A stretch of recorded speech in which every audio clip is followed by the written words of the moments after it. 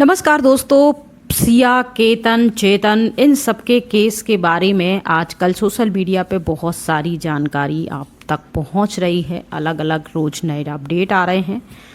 इस केस में खास बात क्या है? खास यही बात है कि पिछले 2-3 सालों से हम देख रहे हैं कि महिलाओं द्वारा अच्छे पढ़े लिखे घराने के, अच्छे परिवार के, पैसे सक्सेसफुल इंसानों को अपने कथित प्रेमी के साथ मिलकर जो होने वाली पत्नी होती है या फिर हो चुकी पत्नी होती है, कभी वो उसको हनीमून के बहाने से लेके जाती है पहाड़ों पे, कभी उसको अलग परिवार से करके एक अलग भाड़े के कमरे में रहती है, कभी प्री वेडिंग फ़ोटो शूट होती है, कभी किसी लड़के से भरण पोषण के लिए करोड़ों रुपया की डिमांड होती है। और इस तरीके से अलग अलग जो केस हमारे सामने आते हैं 2-3 सालों से आ रहे हैं। कुछ केस ऐसे आ रहे हैं जैसे कोई महिला होती है कि वो भाग जाती है अपने ही होने वाले दामाद के साथ।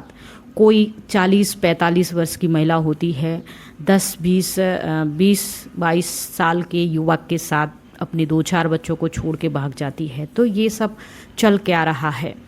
सब इसी में लगे हैं, इन महिलाओं को दोष दे रहे हैं और तरह तरह के सोशल मीडिया पे मीम्स बनाए जा रहे हैं इनको लेकर। जिनके भी बेटे महिलाओं के द्वारा या उनके प्रेमियों के द्वारा कथित तौर पर जिनको परिवार में बेटा की क्षति हुई है, उन सब परिवारों के साथ मेरी पूरी सहानुभूति है। मुझे बहुत अफसोस है और उनके लिए मेरे दिल से ये इच्छा है कि उनको न्याय मिलना चाहिए। उनकी फैमिली के साथ जो भी अन्याय हुआ है, कोर्ट, पुलिस प्रशासन, सरकार जल्द से जल्द जो भी है कार्रवाई फॉर्मेलिटी पूरी करे और इनको सज़ा दे। तो ये नया पुणे केस चल रहा है, तो इसमें अभी तक जो भी मीडिया के माध्यम से जानकारी से निकल के सामने आ रही है कि पुणे की एक रियल एस्टेट कारोबार की फैमिली होती है। उनका बेटा अमेरिका पढ़ता है और अपनी पढ़ाई पूरी करने के बाद 26 साल का वो हो जाता है और वापस आता है। ये जो फैमिली होती है 300 करोड़ की संपत्ति इनकी बताई जाती है कि अच्छे खासी परिवार होता है, अच्छे खासे पैसे होते हैं इनके पास। 300 करोड़ की इनकी संपत्ति मीडिया के माध्यम से जानकारी में आई है, बताया जा रहा है। और राजस्थान में एक ऐसे ही संपत्तिवान लड़की वाले होते हैं, उनकी लड़की से इनके लड़के की जो पुणे का है और राजस्थान का, इनके राजस्थान की लड़की होती है, उनकी लड़की की फैमिली जो होती है वो भी संपन्न होती है, करोड़ों की संपत्ति होती है। और लड़के की फैमिली भी संपन्न होती, करोड़ों की संपत्ति होती है। दोनों परिवार मिलकर आपस में बातचीत करते हैं शादी के लिए और फिर ये शादी तय हो जाती है। अब जैसे ही शादी आजकल देखिए कैसे कैसे video shooting, pre wedding photo shoot और ये सारा घूमना फिरना, ये शॉपिंग करना अलग अलग स्टेट में या आउट ऑफ इंडिया जाके शॉपिंग, सारी चीज़ें होती रहती हैं, एक सब कॉमन बातें होती हैं। लेकिन इन सब के बीच में कुछ ऐसा हो जाता है जो हम सभी ने कल्पना भी नहीं की या उनके परिवार ने भी ये सी कल्पना नहीं की। तो अचानक से कुछ ऐसा हो जाता है कि रातों रात ये सारी चीज़ें उड़ने लगती हैं, खबर फैलने लगती हैं। उनकी बताया जाता है कि 17 करोड़ का ये सब कुछ, एक पूरा पैलेस और 2 प्राइवेट जेट उन्होंने किए थे। सब कुछ ठीक ठाक था, किसी बात की कोई संपन्न नहीं थी। पूरे अच्छे ऐशो आराम के साथ शादी संपन्न होनी थी। प्री वेडिंग शूटिंग चल रही थी और बताया जाता है कि लड़की प्री वेडिंग की शूटिंग के बहाने पहाड़ी पे ले जाती है शूट के लिए और धक्का देती है। इसमें लड़का संभल जाता है, फिर दोबारा वो लेके जाती है कन्वेंस करके। इस बार वो किसी अन्य व्यक्ति की मदद लेती है और फिर दोनों मिलके धक्का मारते हैं। तो बताया जाता है कि वो 20-25 मीटर की ऊंची पहाड़ी थी, उधर से वो गिरते हैं और इससे करके फिर घर पे आते हैं। पैर फिसल गया, पुलिस जाती है। अब बड़े लोग थे तो तुरंत कार्रवाई हुई। सबकी कोशिश यही थी कि बच्चा जो है उनका जीवित मिलना चाहिए। फिर वो जाते ढूंढते हैं, हालांकि जब तक वो मिलता है उनका शरीर तब तक काफ़ी देर हो चुकी होती है। हॉस्पिटलाइज करा जाता है, वहाँ जाती है और इस तरीके से रिएक्ट कर रही थी जैसे कि उसे बहुत अफसोस है, बहुत दुख है, और सब सहानुभूतियाँ भी पूरे परिवार के साथ ले रहे थे। और अभी तक पुलिस भी थी, एक हादसे के रूप में इस केस को हैंडल कर रही थी। लेकिन बताया जाता है कि लड़के की जो बहन है उनको उन्होंने इस लड़की से कुछ सवाल किए जिसके वह हड़बड़ाहट में कुछ अलग अलग जवाब दे रही थी। उन्हें थोड़ा सा शक गहराया और उन्होंने अपने पापा से बात की, लड़के के पापा से बात की, और फिर उन्होंने भी पुलिस को बुलाया और लड़की से पूछा। तो हर बार इन्होंने जो था अलग अलग जवाब दिए। पुलिस को थोड़ा शक हुआ, फिर इनके जो फ़ोन वगैरह थे, लोकेशन थी, कॉल चैट निकाली, पूरा सब कुछ CTR निकाला और पता किया। तो ये किस किस से संपर्क में थी, घटना वाले दिन क्या क्या हुआ था, कैसे क्या हुआ, सब कुछ पता करने के बाद फिर जो पुलिस अभी तक एक हादसे समझकर ऐसे केस की इन्वेस्टिगेशन कर रही थी, अब वो प्री प्लान मर्डर के तौर पर देखा जाने लगा। और फिर इनकी जो मंगेतर बताई जाती है वो उनको ले जाया जाता है और पूछताछ होती है, फ़ोन डिटेल्स वगैरह निकलवाए जाते हैं और फिर CCTV फुटेज वहाँ के खंगाले जाते हैं। तो बहुत गर्मी थी, लोग बाग घूम रहे थे, लेकिन एक संदिग्ध व्यक्ति था अच्छा खासा, और वो गर्मी में अपने आप को पूरा कवर किए हुए था। तो उस पर थोड़ा सा शक गहराया, वो इनके आसपास ही चल रहा था ऐसे करके। और पर्यटकों से भी पूछा तो उन्हें भी अजीब सा लगा था वो शख्स जो था। फिर इससे पूछा गया, तभी सारी जो इन्वेस्टिगेशन हुई, पूछताछ होने के बाद फिर जाके उस लड़के की फ़ोन डिटेल निकाली गई, सिया से लिए गई जो भी था। तो वो जहाँ काम करता था वहाँ उसकी लोकेशन हो रही थी, वहाँ जाके पूछा गया तो बताया कि फ़ोन यहाँ छूट गया, और उसका जो दोस्त था उसका फ़ोन वो लेके गया था और 2 दिन से दुकान पे फ़ोन पड़ा है और वो 2 दिन से दुकान पे आया भी नहीं। इस तरीके से जब पूछा सख्ती से तो सिया जो थी टूट गई।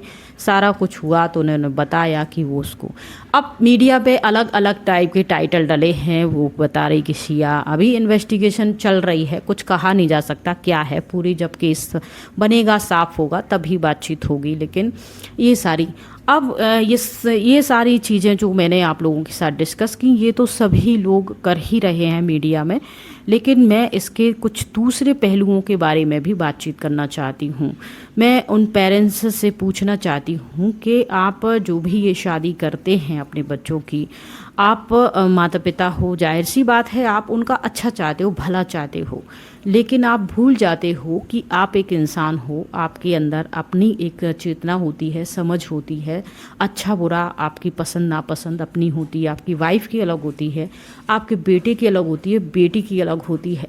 आप अपनी बेटी को सारी आज़ादी देते हो, घूमने फिरने की, ऐश आराम करने की, सब कुछ। जीवन साथी खुद से चुनने की आज़ादी आप लोग उसे क्यों नहीं देते हो?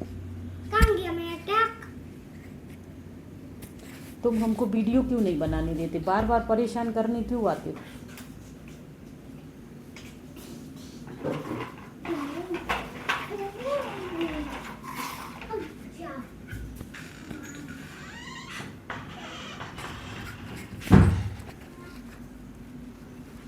अगर पिता से लड़की नहीं बता पाती है कि मेरा कहीं मेरा प्यार है कहीं, और वो हमारे जो है कैटेगरी से, हमारी जो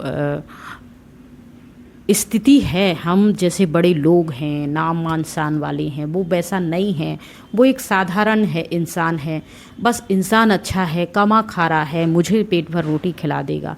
माँ को तो शायद लड़की बताती है तो माँ भी बात नहीं कर पाती, या फिर बाकी फैमिली वालों को पता होता है या नहीं होता है। मेरे ख्याल से तो ऐसे कोई माता पिता नहीं होते हैं जिनको अपने बच्चों की पसंद नापसंद पता ना हो। लेकिन कहीं ना कहीं लोगों को अपने जो है रुतबा का, उन सब चीज़ों का, हमारे बच्चे होते हैं तो हम उनके पैदा होने के साथ ही उनके साथ अपना जीवन जीते हैं, अपने सपने सजाना शुरू करते हैं, हम प्लानिंग करना शुरू कर देते हैं कि इसको कौन सी स्कूल में डालना है, इसको क्या सब्जेक्ट दिलाना है, इसको क्या पहनाना है, कैसा घुमाना फिराना है, कैसे दोस्त इसके होने चाहिए। हम ये सब कुछ डिसाइड कर लेते हैं और हम ये भूल जाते हैं कि वो एक इंसान है, उसके अंदर भी एक चेतना होती है, उसकी भी अपनी पसंद नापसंद होती है, उसके भी जीने के तरीके होते हैं, उनका भी फ्रेंड सर्कल होता है, उनके भी शौक़ होते हैं। हम ये सब कुछ भूल कर बस अपनी ही इच्छाएं उस पर थोपना शुरू कर देते हैं। कहीं ना कहीं इन सब चीज़ों में जो बच्चे होते हैं, चाहे लड़का हो चाहे लड़की हो, वो इन सब चीज़ों में फंस से जाते हैं। उनको समझ नहीं आती है कि अच्छा क्या है बुरा क्या है, बल्कि उनके पास इमोशनली प्रेशर ये रहता है उनके दिमाग में कि आपके माता पिता हैं, आपका भला ही सोचेंगे। पर वो 20-22 साल का इंसान हो चुका है, हो चुकी है, वो अपना भला बुरा सोच सकते हैं, सोच सकती है, ये भी हमें समझना चाहिए।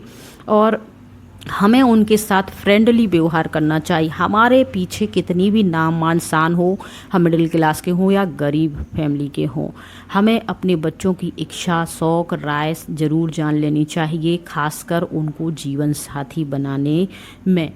अब बहुत से लड़के लड़कियां होते हैं, अब लोग यहाँ कहेंगे कि लव मैरिज भी तो की थी, वो भी लड़की ने कहाँ निभाई। तो इस तरीके से उसने भी तो अपनी, इसमें भी आप देख सकते हो कि वो लड़का एनआरआई था, कमा रहा था, पैसे उसे भेज रहा था, ऐसे यहाँ की कोई दिक्कत नहीं थी। राजस्थान की भी एक लड़की ने और की थी, तो वो भी पैसे वाला ही था। और फिर अमित जो एआई इंजीनियर था, वो भी पैसे वाला था। और अभी जो सोनम का केस बना था, वो लड़का राजा रघुवंशी, वो भी पैसे ही वाला था। पैसे वाला मतलब जो भी ये केस हाईलाइट हुए हैं, वैसे इस बीच और भी 50-60 केस ऐसे हैं जो महिलाएं संदिग्ध हैं। कोई शादीशुदा महिला, कोई लड़की, कोई एंगेज, मिडिल एज, ये सब हैं। तो कहीं ना कहीं ये सब चीज़ें हैं, तो पैसे वाले थे, इसलिए केस ज़्यादा हाईलाइट हो गए हैं। तो मैं इस कहानी के माध्यम से सिर्फ इतना, और दूसरी बात ये है कि एक लड़की का नाम लिया जा रहा है, एक महिला का नाम लिया जा रहा है, और इन सभी केसों में महिला अकेली शामिल नहीं है या महिलाओं का पूरा ग्रुप शामिल नहीं है। उनके पीछे भी तो उनका प्रेमी है जो कि एक दोषी है, या फिर 2-4 ऐसे लड़के हैं जिनको पैसे बुलाया गया है। तो उन बारे में भी बात कीजिए कि उनको मारने में मदद जो की है एक लड़के की, उनको पैसे की लालच दी हो, देह की लालच दी हो, या फिर कोई और उनके साथ सौदा किया हो, लेकिन एक लड़के को मारने में लड़कों ने पूरी मदद की 100%। उनके बारे में ज़्यादा कोई डिस्कस नहीं करता है। बैनर बन रहे लड़की के, कार्टून बन रहे लड़की के, एआई से उनका ही ऐसा वीडियो बना के हाईलाइट किया जा रहा सोशल मीडिया पे लड़कियों का ही। साथ साथ उस आदमी का भी करो और भी आदमियों के करो कि भैया आदमियों को मारने, पुरुषों को मारने में पुरुष भी तो भागीदार हैं। अब सास भाग गई, लेकिन वो सास किसी महिला के साथ तो नहीं भागी, उस आदमी के साथ भागी जिसकी बेटी। अब उसको उस सास में ऐसा क्या इंटरेस्ट आया जो वो बेटी से, उसकी 10 दिन बाद शादी होने वाली थी, वो 10 दिन पहले सास को लेके भाग गया। तो क्या उस बेटी में ऐसा इंटरेस्टिंग, ऐसा आकर्षित कुछ भी नहीं था जो सास में उसको दिखाई दे रहा था? तो सास पे सब कह रहे हैं, उस लड़के पे कोई नहीं। हालांकि बाद में पता चला था कि वो उसको भी गांव वालों ने और घर वालों ने निकाल दिया है। तो यहाँ जो हमें सबको मनोदशाओं को समझना चाहिए, वो खास करके पेरेंट्स को मैं बताना मतलब मैं बताने वाली कौन होती हूँ, सलाह देने वाली कौन होती हूँ, लेकिन मेरा एक ओपिनियन है, मैं रख रही हूँ आपके साथ, आप सभी लोगों के साथ, कि जो बच्चे हैं हमारे, हमने उन्हें जना ज़रूर है। और बच्चों जब स्त्री पुरुष एक होते हैं तो प्रकृति के नियम अनुसार हमारे बीच हमारे जैसा एक और इंसान आ जाता है, वो चाहे स्त्री हो या पुरुष हो। और फिर वो आता है, उसकी अपनी चेतना होती है, बुद्धि विवेक होती है, उसकी शौक श्रृंगार होते हैं, उसकी पढ़ाई लिखाई का इंटरेस्ट या फिर कोई गॉडली गिफ्ट उसके अंदर पहले से होती है। और इन सब चीज़ों में लेते हुए वो इंसान जो है इस दुनिया में आता है, जीता है। और इन सब चीज़ों को दबा के हम जो कि पेरेंट्स हैं, और हम उस पर दबाव डालें कि तुम्हें यही खाना है, इसी स्कूल में जाना है, तुम्हें डॉक्टर ही बनना है, इंजीनियर ही बनना है, इसी शख्स से तुम्हें शादी करना है और ऐसे ही तुम्हें रहना है। तो ये सब चीज़ें वो हमने बचपन से उसे दबा के रखा है, तो वो हमसे डरता है, इसलिए कुछ कहती नहीं है, लेकिन जब भी उन्हें मौका मिलता है तो कुछ इस तरीके से हिंसात्मक क्रियाएं वो ज़रूर अपना लेते हैं। जैसे अभी ये सब कुछ मीडिया में हम देख पा रहे हैं, सुन पा रहे हैं, चल रहा है।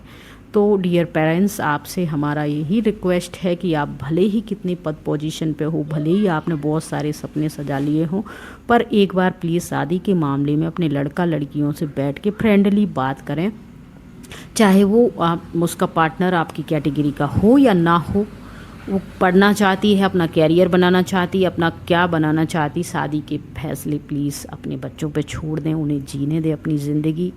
इस तरीके से परिवार तो नहीं उजड़ेंगे अगर बच्चों को उनकी ज़िंदगी जीने देंगे तो। आगे आप सबकी मर्जी है, और ऐसी ही मोटिवेशनल स्टोरी के लिए बने रहिए मेरे साथ। आपका इस स्टोरी में कुछ सजेशन है तो आप दे सकते हैं। कहानी अच्छी लगती है तो कमेंट कर सकते हैं, लाइक कर सकते हैं, और चैनल पर पहली बार आए हैं तो सब्सक्राइब कर लीजिए।